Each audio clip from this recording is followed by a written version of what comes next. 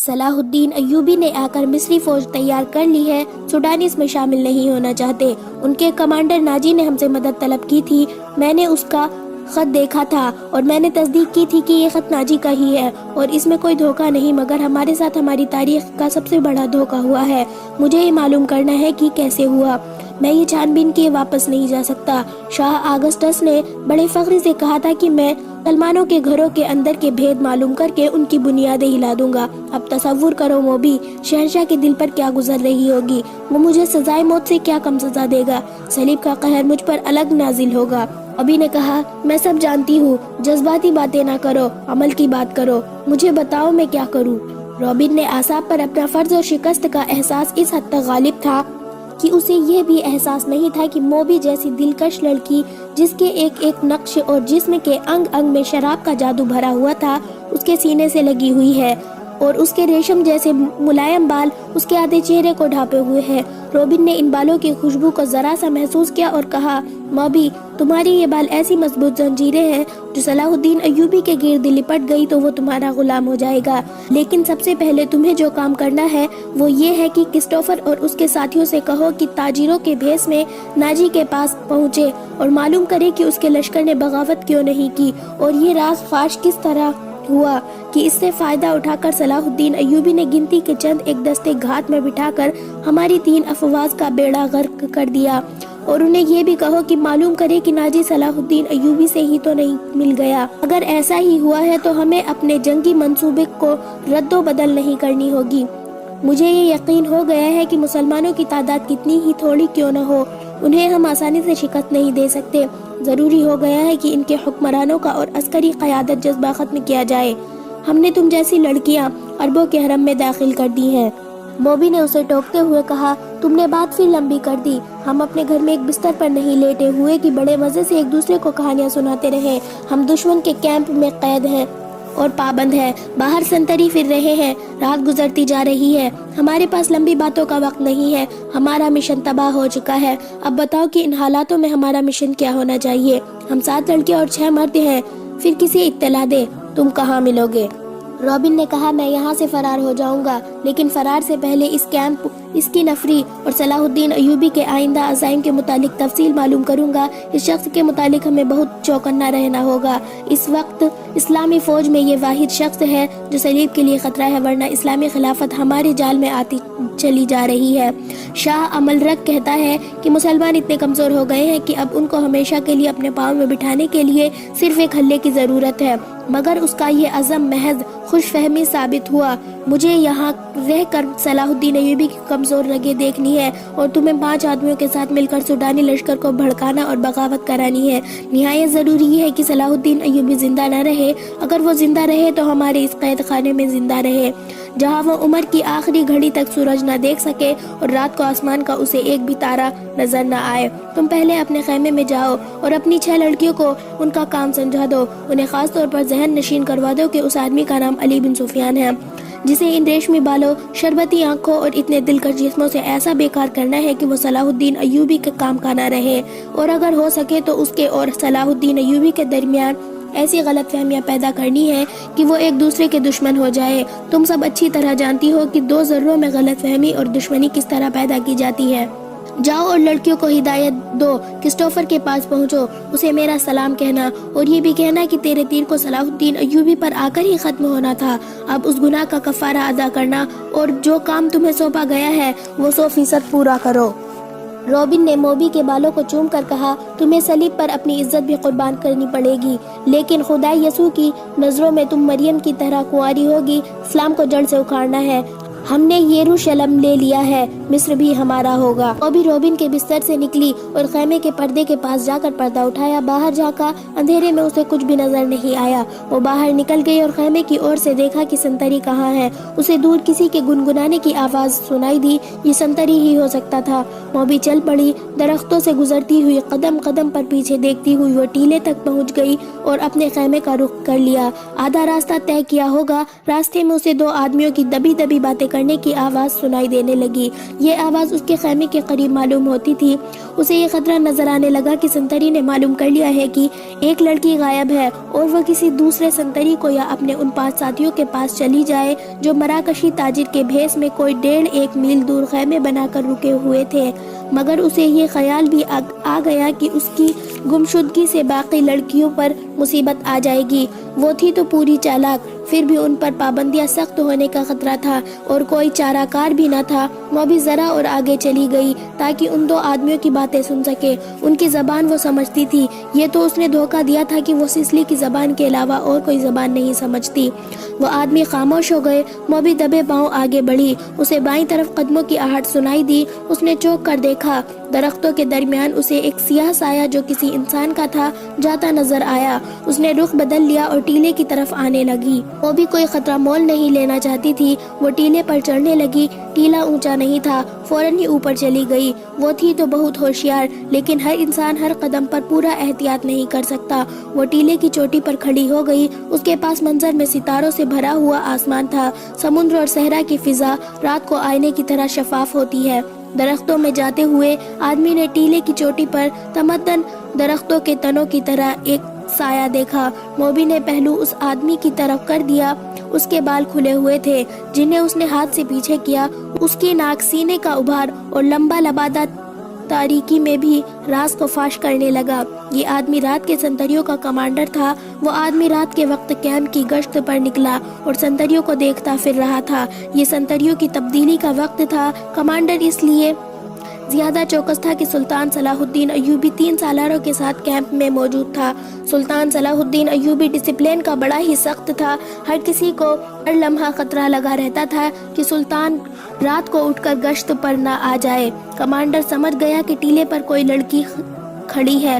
اسی شام کمانڈروں کو خبردار کیا گیا تھا کہ صلیبیوں نے جاسوسی اور تخریب کاریوں کے لیے لڑکیوں کو استعمال کرنا شروع کر دیا ہے۔ یہ لڑکیاں صحرائی خانہ بدوشوں کے بہروپ میں بھی ہو سکتی ہے اور ایسی غریب لڑکیوں کے بھیس میں بھی جو فوج کیمپوں میں کھانے کی بھیک مانگنے آتی ہے، اور یہ لڑکیاں اپنے آپ کو مظلوم ظاہر کر کے پناہ بھی مانگ سکتی ہے۔ کمانڈروں کو بتایا گیا کہ آج 7 لڑکیاں سلطان صلاح الدین ایوبی کی پناہ میں آئی ہے۔ اس کمانڈر نے یہ احکام سن کر اپنے ایک ساتھ سے کہا تھا، اللہ کرے ایسی کوئی لڑکی مجھ سے پناہ مانگے، اور وہ دونوں ہنس پڑے۔ اب آدھی رات کے وقت جب سارا کیمپ سو رہا تھا، اسے ٹیلے پر ایک لڑکی کا حلیہ نظر آیا تھا۔ پہلے تو وہ ڈرا کہ یہ چڑیل یا جن ہو سکتی ہے۔ اس نے نئے سنتری کو لڑکی کے خیمے پر کھڑا کر کے اسے بتایا تھا کہ اندر 7 لڑکیاں ہیں۔ اس نے پردہ اٹھا کر دیکھا تو دیے کی پھیلی روشنی میں اسے 7 بستر نظر آئے تھے۔ ہر لڑکی نے منہ بھی کمبلوں میں ڈھانپ رکھا تھا۔ سردی زیادہ تھی۔ اس نے اندر جا کر یہ نہیں دیکھا کہ 7 بستر خالی ہیں اور اس پر کمبل اس طرح رکھے گئے ہیں جیسے ان کے نیچے لڑکی سوئی ہو۔ اسے معلوم نہیں تھا کہ 7ویں لڑکی ٹیلے پر اس کے سامنے کھڑی ہے۔ وہ کچھ دیر سوچتا رہا کہ اسے آواز دے یا اس تک خود جائے، یا اگر وہ جن ہے تو اس کے غائب ہونے کا انتظار کرے۔ تھوڑی سی دیر کے انتظار کے بعد بھی لڑکی غائب نہ ہوئی، بلکہ وہ 2-3 قدم آگے چلی اور پھر پیچھے کو چل پڑی اور پھر رک گئی۔ کمانڈر، جس کا نام فخر المصری تھا، آہستہ آہستہ ٹیلے تک گیا اور کہا، کون ہو تم؟ نیچے آؤ۔ لڑکی نے ہرن کی طرح چوکلی بھری اور ٹیلے کی دوسری طرف اتر گئی۔ فخر کو یقین آ گیا کہ کوئی انسان ہے، جن چڑیل نہیں۔ وہ ٹیلا اونچا نہیں تھا۔ وہ لمبے لمبے ڈگ بھرتا ہوا ٹیلے پر چڑھ گیا۔ ادھر بھی اندھیرا تھا۔ رات کی خاموشی میں اسے لڑکی کے قدموں کی آہٹ سنائی دی۔ وہ ٹیلے سے دوڑتا ہوا ٹیلے سے نیچے اترا اور لڑکی کے پیچھے گیا اور لڑکی کے پیچھے گیا۔ لڑکی اور تیز دوڑ پڑی۔ فاصلہ بہت تھا لیکن فخر مرد تھا، چیتے کی رفتار سے دوڑ رہا تھا۔ ٹیلے کے پیچھے اونچی نیچی زمین، خشک جھاڑیاں اور کہیں کہیں کوئی درخت تھا۔ بہت دیر دوڑ کر فخر المصری نے محسوس کیا کہ اس کے آگے تو کوئی بھی نہیں۔ اس نے رک کر ادھر ادھر دیکھا۔ اسے اپنے پیچھے بائیں طرف لڑکی کے قدموں کی آہٹ سنائی دی۔ وہ تربیت یافتہ لڑکی تھی۔ جہاں اسے حسن اور شباب کے استعمال کی تربیت دی گئی تھی، وہاں اسے فوجی ٹریننگ دی گئی اور خنجر زنی کے داؤں پیچ بھی سکھائے گئے تھے۔ وہ ایک درخت کے اوٹ میں چھپ گئی تھی۔ فخر آگے گیا تو وہ دوسری طرف دوڑ پڑی۔ تعاقب آنکھ مچولی کے مانند تھی۔ فخر کو اندھیرا پریشان کر رہا تھا۔ موبی کے قدم خاموش ہو جاتے تو وہ رک جاتا، قدموں کی آواز سنائی دیتی تو وہ دوڑ پڑتا۔ غصے سے وہ پاگل ہوا جا رہا تھا۔ اس نے یہ جان لیا کہ یہ کوئی جوان لڑکی ہے، اگر بڑی عمر کی ہوتی تو اتنی تیز اور اتنا زیادہ نہ بھاگ سکتی۔ بھاگ دوڑ کے فخر کو 2 میل فاصلہ طے کر گیا۔ موبی نے جھاڑیوں اور اونچی نیچی زمین کا بہت فائدہ اٹھایا۔ اس کے مرد ساتھیوں کا ڈیرا قریب آ گیا تھا۔ وہ دوڑتی ہوئی وہاں تک پہنچی۔ اس نے اپنے آدمیوں کو آوازیں دی۔ وہ گھبرا کر جا کے اور خیمے سے باہر آئے۔ ایک نے مشال جلائی۔ یہ ڈنڈے کے سرے پر لپٹے ہوئے کپڑے تھے۔ ان کی آنکھ کی روشنی بہت زیادہ تھی۔ فخر نے تلوار نکال لی اور ہانفتا ہانفتا ان کے سامنے جا کھڑا ہوا۔ اس نے دیکھا کہ یہ 5 آدمی لباس سے سفری تاجر نظر آتے ہیں اور مسلمان لگتے ہیں۔ لڑکی ان میں سے ایک کی ٹانگوں کو دونوں بازو سے مضبوط سے پکڑے ہوئے بیٹھی تھی۔ مشال کے جلتے ہوئے شعلوں میں اس کے چہرے کی گھبراہٹ اور خوف صاف نظر آ رہا تھا۔ اس کا سینہ ابھر بیٹھا، اس کی سانسیں بری طرح اکھڑ رہی تھی۔ فخر المصری نے حکم کے لہجے میں کہا، یہ لڑکی میرے حوالے کر دو۔ ایک آدمی نے التجا کے لہجے میں جواب دیا، یہ ایک نہیں، ہم نے تو 7 لڑکیاں آپ کے سلطان کے حوالے کی ہے، آپ اسے لے جا سکتے ہیں۔ موبی نے اس کی ٹانگوں کو اور مضبوطی سے پکڑتے ہوئے روتے ہوئے اور خوف زدہ لہجے میں کہا، نہیں، میں اس کے ساتھ نہیں جاؤں گی۔ یہ لوگ عیسائیوں سے زیادہ وحشی ہے۔ ان کا سلطان انسان نہیں، سانڈ ہے، درندہ ہے۔ اس نے میری ہڈیاں بھی توڑ دی ہے۔ میں اس سے بھاگ کر آئی ہوں۔ فخر نے حیران سا ہو کر پوچھا، کون سلطان؟ موبی نے جواب دیا، وہی جسے تم سلطان صلاح الدین ایوبی کہتے ہو۔ وہ اب مصر کی عربی بول رہا ہے۔ یہ لڑکی جھوٹ بول رہی ہے، فخر نے کہا اور پوچھا، یہ کون ہے؟ تمہاری کیا لگتی ہے؟ ایک آدمی نے فخر سے کہا، اندر آ جاؤ دوست، باہر سردی ہے، تلوار میان میں ڈال لو، ہم تاجر ہیں، ہم سے آپ کو کیا خطرہ، آؤ اس لڑکی کی باتیں سن لو۔ اس نے آہ بھر کے کہا، میں آپ کے سلطان کو مرد مومن سمجھتی تھی، مگر ایک خوبصورت لڑکی کو دیکھ کر وہ ایمان سے ہاتھ دھو بیٹھا۔ وہ باقی 6 لڑکیوں کے ساتھ بھی یہی حال کرے گا۔ موبی نے کہا، ان کا یہ حشر دوسرے سالاروں نے کیا ہے۔ شام کو ان بیچاریوں کو اپنے خیمے میں لے گئے تھے اور انہیں بے آبرو کر کے خیمے میں ڈال دیا۔ وہ خیمے میں بے ہوش پڑی تھی۔ فخر المصری تلوار ڈال کر ان کے ساتھ خیمے میں چلا گیا۔ اندر جا کر بیٹھے تو ایک آدمی نے آگ جلا کر قہوہ یعنی چائے کے لیے پانی رکھا اور اس میں جانے کیا کچھ ڈالتا رہا۔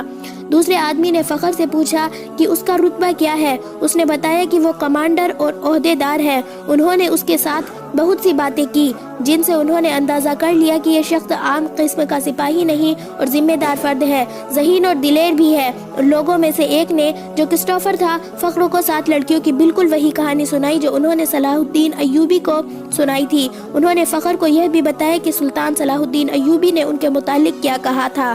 ان لڑکیوں نے سلطان کو یہ پیشکش بھی کی تھی کہ وہ اپنے گھروں کو تو واپس نہیں جا سکتی اور عیسائیوں کے پاس بھی نہیں جانا چاہتی، اس لیے وہ مسلمان ہونے کو تیار ہے، بشرطے کہ کوئی اچھے رتبے والا عسکری ان کے ساتھ شادی کر لے۔ ہم نے سنا تھا کہ سلطان صلاح الدین ایوبی کردار کے لحاظ سے پتھر ہے۔ ہم ہر روز سفر پر رہنے والے تاجر ہیں، انہیں کہاں کہاں لیے پھرتے، انہیں سلطان کے حوالے کر دیا، مگر سلطان نے اس لڑکی کے ساتھ جو سلوک کیا وہ اس کی زبان سے سن لو۔ فخر المصری نے لڑکی کی طرف دیکھا تو لڑکی نے کہا، ہم بہت خوش تھی کہ خدا نے ہمیں ایک فرشتے کی پناہ دی ہے۔ سورج غروب ہونے کے بعد سلطان کا ایک محافظ آیا اور مجھے کہا کہ سلطان بلا رہے ہیں۔ میں باقی 6 لڑکیوں کی نسبت ذرا زیادہ ہی خوبصورت ہوں، مجھے توقع نہیں تھی کہ تمہارے صلاح الدین ایوبی مجھے بری نیت سے بلا رہے ہیں۔ میں چلی گئی۔ سلطان صلاح الدین ایوبی نے شراب کی سراہی کھولی، ایک پیالہ اپنے آگے رکھا اور ایک مجھے دیا۔ میں عیسائی ہوں، شراب 100 بار پی ہے۔ بحرائی جہاز میں عیسائیوں نے میرے جسم کو کھلونا بنائے رکھا ہے۔ صلاح الدین ایوبی بھی میرے جسم کے ساتھ کھیلنا چاہتا تھا۔ شراب اور مرد میرے لیے کوئی نئی چیز نہیں تھی، لیکن صلاح الدین ایوبی کو فرشتہ سمجھتی تھی۔ میں اس کے جسم کو اپنے ناپاک جسم سے دور رکھنا چاہتی تھی، مگر وہ ان عیسائیوں سے بدتر نکلا جو مجھے بحری جہاز میں لائے تھے، اور جب ان کا جہاز ڈوبنے لگا تو انہوں نے ہمیں ایک کشتی میں ڈال کر سمندر میں اتار دیا۔ ان میں سے کسی نے ہمارا ساتھ نہیں دیا، ہمارے جسم نچوڑے ہوئے اور ہماری ہڈیاں چکی ہوئی تھی۔ خدا نے ہمیں بچا لیا اور اس آدمی کی پناہ میں پھینک دیا جو فرشتے کے روپ میں درندہ ہے۔ مجھے سلطان نے ہی بتایا تھا کہ میرے ساتھ کی باقی 6 لڑکیاں اس کے سالاروں کے خیمے میں ہے۔ میں نے سلطان صلاح الدین ایوبی کے پاؤں پکڑ کر کہا کہ میرے ساتھ شادی کر لو۔ اس نے کہا کہ اگر تم مجھے پسند کرتی ہو تو شادی کے بغیر میں تمہیں اپنے حرم میں رکھ لوں گا۔ اس نے میرے ساتھ وحشیوں کا برتاؤ کیا۔ جیوں ہی اس کی آنکھ لگی میں وہاں سے بھاگ آئی۔ اگر میری بات کا اعتبار نہ ہو تو اس کے محافظ سے پوچھ لو۔ اس دوران ایک آدمی نے فخر کو قہوہ پلایا۔ ذرا سی دیر بعد فخر کا مزاج بدلنے لگا۔ اس نے نفرت سے قہقہہ لگایا اور کہا، ہمیں حکم دیتے ہیں کہ عورت اور شراب سے دور رہو اور خود شراب پی کر راتیں عورتوں کے ساتھ گزارتے ہیں۔ فخر محسوس ہی نہیں کر سکا کہ لڑکی کی کہانی محض بے بنیاد ہے، اور نہ ہی وہ یہ محسوس کر سکا کہ اس کا مزاج کیوں بدل گیا ہے۔ اسے حشیشین پلا دی گئی تھی، اس پر ایسا نشہ طاری ہو چکا تھا جسے وہ نشہ نہیں سمجھتا تھا۔ وہ اب اپنے تصور میں بادشاہ بن گیا تھا۔ لڑکی کے چہرے پر مشال کے شعلے کی روشنی ناچ رہی تھی، اس کے بکھرے ہوئے سیاہی مائل بھورے بال چمک رہے تھے۔ وہ فخر کو پہلے سے بھی زیادہ حسین نظر آنے لگی۔ اس نے بےتاب ہو کر کہا، تم اگر چاہو تو میں تمہیں اپنی پناہ میں لے لیتا ہوں۔ لڑکی ڈر کر پیچھے ہٹ گئی اور بولی، نہیں، تم بھی میرے ساتھ اپنے سلطان جیسا سلوک کرو گے، تم مجھے اپنے خیمے میں لے جاؤ گے اور میں ایک بار پھر تمہارے سلطان کے قبضے میں آ جاؤں گی۔ ایک تاجر نے کہا، ہم اب دوسری 6 لڑکیوں کو بھی بچانے کی سوچ رہے ہیں، ہم ان کی عزت بچانا چاہتے تھے مگر ہم سے بھول ہو گئی۔ فخر المصری کی نگاہ لڑکی پر جمی ہوئی تھی، اس نے اتنی جواں اور خوبصورت لڑکی کبھی نہیں دیکھی تھی۔ خیمے میں خاموشی طاری ہو گئی جسے کرسٹوفر نے توڑی۔ اس نے کہا، تم عرب سے آئے ہو یا مصری ہو؟ فخر نے کہا، مصری، میں 2 جنگیں لڑ چکا ہوں، اسی لیے مجھے یہ عہدہ دیا گیا۔ کرسٹوفر نے پوچھا، سوڈانی فوج کہاں ہے جس کا سالار ناجی ہے؟ فخر نے جواب دیا، اس فوج کا ایک سپاہی بھی ہمارے ساتھ نہیں آیا تھا۔ جانتے ہو ایسا کیوں ہوا؟ کرسٹوفر نے کہا، سوڈانیوں نے صلاح الدین ایوبی کی امارت اور کمان کو تسلیم نہیں کیا۔ وہ فوج اپنے آپ کو آزاد سمجھتی ہے۔ ناجی نے سلطان صلاح الدین ایوبی کو بتا دیا تھا کہ وہ مصر سے چلے جائیں کیونکہ وہ غیر ملکی ہے، اسی لیے صلاح الدین ایوبی نے مصر کی فوج بنائی اور لڑانے کے لیے یہاں لے آیا۔ اس نے تم لوگوں کو شرافت اور نیکی کا جھانسا دیا اور خود عیش کر رہا ہے۔ کیا تمہیں مال غنیمت ملا ہے؟ اگر تمہیں ملا بھی تو سونے چاندی کے 2 ٹکڑے مل جائیں گے۔ صلیبیوں کے جہازوں سے بے حساب خزانہ سلطان صلاح الدین ایوبی کے ہاتھوں آیا ہے۔ وہ سب رات کے اندھیرے میں سینکڑوں اونٹ پر لاد کر قاہرہ روانہ کر دیا ہے، جہاں سے دمشق اور بغداد چلا جائے گا۔ سوڈانی لشکر کو سلطان نہتھا کر کے غلاموں میں تقسیم کر کے بدل دینا چاہتے ہیں۔ سوڈانی لشکر کو سلطان نہتھا کر کے غلاموں میں تقسیم کر کے بدل دینا چاہتا ہے، پھر عرب سے فوج آ جائے گی اور تمہارا مصر بھی غلام ہو جائے گا۔ اس عیسائی کی ہر ایک بات فخر المصری کے دل میں اترتی جا رہی تھی۔ اثر باتوں کا نہیں بلکہ موبی کے حسن اور حشیشین کا تھا۔ عیسائیوں نے یہ حربہ حسن بن صباح کے حشیشین سے سیکھا تھا۔ موبی کو بالکل توقع نہیں تھی کہ یہ صورت حال پیدا ہو جائے گی۔ مصری اس کے تعاقب میں، اس کے دام میں آ جائے گا۔ انہیں معلوم ہوا کہ فخر المصری کی عربی زبان کے سوا اور کوئی زبان نہیں جانتا۔ موبی نے اپنے 5 ساتھیوں کو سنانا شروع کر دیا کہ روبن زخمی ہونے کا بہانہ کر کے زخمیوں کے خیمے میں پڑا ہے، اور اس نے کہا کہ ناجی سے مل کر معلوم کرو کہ اس نے بغاوت کیوں نہیں کی، یا اس نے عقب سے سلطان صلاح الدین ایوبی پر حملہ کیوں نہیں کیا، اور یہ بھی معلوم کرو کہ اس نے ہمیں دھوکہ تو نہیں دیا۔ وہ باتیں کر رہی تھی تو فخر نے پوچھا، یہ کیا کہہ رہی ہے؟ ایک نے جواب دیا، یہ کہہ رہی ہے، اگر یہ شخص یعنی تم صلاح الدین ایوبی کی فوج میں نہ ہوتے تو یہ تمہارے ساتھ شادی کر لیتی۔ یہ مسلمان ہونے کو بھی تیار ہے، لیکن کہتی ہے کہ اسے اب مسلمانوں پر بھروسہ نہیں رہا۔ فخر نے بےتابی سے لپک کر لڑکی کو بازو سے پکڑا اور اپنی طرف گھسیٹ کر کہا، اگر میں بادشاہ ہوتا تو تمہاری قسم تخت اور تاج قربان کر دیتا، شرط یہی ہے کہ میں صلاح الدین ایوبی کی دی ہوئی تلوار پھینک دوں تو یہ لو۔ اس نے کمر بند سے تلوار کھولی اور نیام سمیت لڑکی کے قدموں میں رکھ دی۔ کہا، میں اب سے صلاح الدین ایوبی کا سپاہی اور کمانڈر نہیں ہوں۔ لڑکی نے کہا، مگر ایک شرط اور بھی ہے، میں اپنا مذہب تمہاری خاطر ترک کر دیتی ہوں، لیکن صلاح الدین ایوبی سے انتقام ضرور لوں گی۔ فخر نے پوچھا، کیا اسے میرے ہاتھ سے قتل کروانا چاہتی ہو؟ لڑکی نے اپنے آدمیوں کی طرف دیکھا، سب نے ایک دوسرے کی طرف دیکھا۔ آخر کرسٹوفر نے کہا، ایک صلاح الدین ایوبی نہ رہا تو کیا فرق پڑے گا، ایک اور سلطان آ جائے گا، وہ بھی ایسا ہی ہوگا، مصریوں کو آخر غلام ہی ہونا پڑے گا۔ تم ایک کام کرو، سوڈانیوں کے سالار ناجی کے پاس پہنچو اور یہ لڑکی اس کے سامنے کر کے اسے بتاؤ کہ سلطان صلاح الدین ایوبی اصل میں کیا ہے اور اس کے ارادے کیا ہے۔ ان لوگوں کو یہ تو علم تھا کہ ناجی کا صلیبیوں کے ساتھ رابطہ ہے اور موبی اس کے ساتھ بات کرے گی، لیکن انہیں یہ علم نہیں تھا کہ ناجی اور اس کے ماتحت سالار خفیہ طریقے سے مروائے جا چکے ہیں۔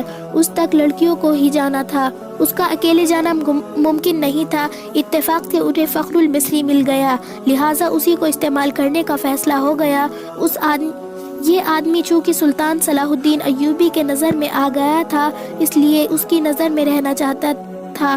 اس کے علاوہ انہوں نے موبی سے سن لیا تھا کہ ان کے شعبہ جاسوس اور تخریب کاری کا سربراہ رابن اسی خیمے میں ہے اور فرار ہوگا، اسی لیے وہ اسے مدد دینے کے لیے بھی وہاں موجود رہنا چاہتے تھے۔ ان کے ارادے معلوم نہیں کیا تھے۔ صلاح الدین ایوبی پر چلایا ہوا تیر خطا کھایا تو انہوں نے سلطان صلاح الدین ایوبی کے سامنے لے جایا گیا تھا۔ ان کا ڈرامہ کامیاب رہا، لیکن ان کا مشن تباہ ہو گیا تھا، لہٰذا اب وہ بدلی ہوئی صورتحال اور اتفاقات سے فائدہ اٹھانے کی کوشش کر رہے تھے۔ فخر المصری حسن اور حشیشین کے جال میں آ گیا تھا۔ اس نے واپس کیمپ میں نہ جانے کا فیصلہ کر لیا تھا۔ اسے یہ مشورہ دیا گیا کہ وہ لڑکی کو لے کر روانہ ہو جائے۔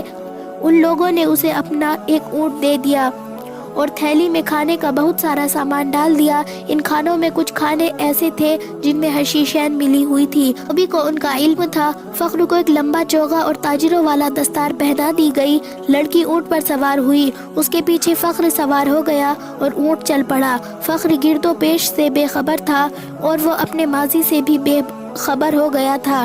صرف یہ احساس اس پر غالب تھا کہ روح زمین کی حسین ترین لڑکی اس کے قبضے میں ہے، جس نے سلطان کو ٹھکرا کر اسے پسند کیا ہے۔ فخر نے موبی کو دونوں بازو میں لے کر اس کی پیٹھ اپنے سینے سے لگا لی۔ موبی نے کہا، تم عیسائی کمانڈروں اور اپنے سلطان کی طرح وحشی تو نہیں بنو گے؟ میں تمہاری ملکیت ہوں، جو چاہو کرو، مگر میں پھر تم سے نفرت کروں گی۔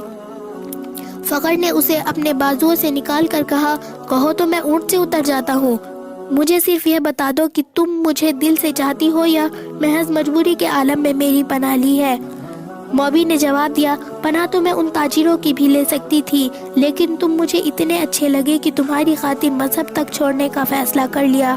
اس نے جذباتی باتیں کر کے فخر کے اعصاب پر قبضہ کر لیا اور رات گزرتی چلی گئی۔ سفر کم و بیش 5 دن کا تھا، لیکن فخر المصری عام راستوں سے ہٹ کر جا رہا تھا کیونکہ وہ بھگوڑا فوجی تھا۔ موبی کو نیند آنے لگی۔ اس نے سر پیچھے فخر کے سینے پر رکھ دیا اور گہری نیند سو گئی۔ اونٹ چلتا رہا اور فخر جاگتا رہا۔